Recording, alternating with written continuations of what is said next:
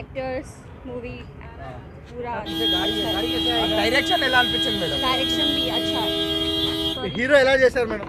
मस्त okay and ఎలా మీ feeling ఏంటి చూసేటప్పుడు? डायलॉग्स मस्त है సినిమాలో ప్లే హాయ్ బ్రో. జయప్రభాస్ అని కమెంట్ చేసి చూడండి, జయప్రభాస్ అని కమెంట్ చేసి చూడండి. భయ్యా ఎలా అనిపించింది? ప్రీమియర్ షో చూసారు కదా కల్కి.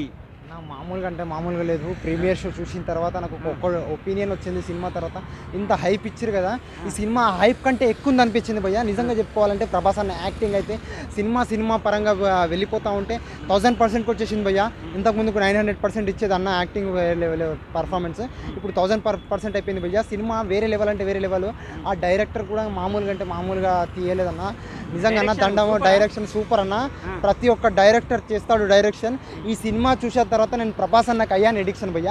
నిజంగా అంటే నిజంగా మామూలు ప్రభాస్ అన్న పర్ఫార్మెన్స్ అది అది గెటప్ ఎలా అనిపించింది ప్రభాస్ అన్నది? గెటప్ అన్న వేరే కన్నా ఇప్పుడు ఎన్నో సినిమాలు వచ్చినాయన్న. ప్రతి ఒక్క వారం ఎన్నో సినిమాలు వస్తూ ఉంటాయి, పోతూ ఉంటాయి.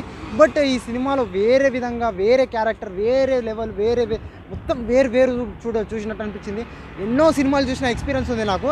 బట్ అన్ని సినిమాలు ఒకెత్తు, ఈ ఒక్క సినిమా ఒకెత్తు అనిపించింది అన్న నాకు చూసిన తర్వాత. నిజంగా చెప్తున్నా, మామూలుగా అనిపించలేదన్న. సూపర్ హిట్ సినిమా అన్న. బ్యాక్గ్రౌండ్ మ్యూజిక్ ఎలా అనిపించింది? మ్యూజిక్ బాగుందన్న. మ్యూజిక్ మంచిగా చేసిండన్న. మ్యూజిక్ డైరెక్టర్ మంచిగా మ్యూజిక్ పరంగా కానీ ప్రతి ఒక్క దాని పరంగా మంచిగా చేసిండన్న.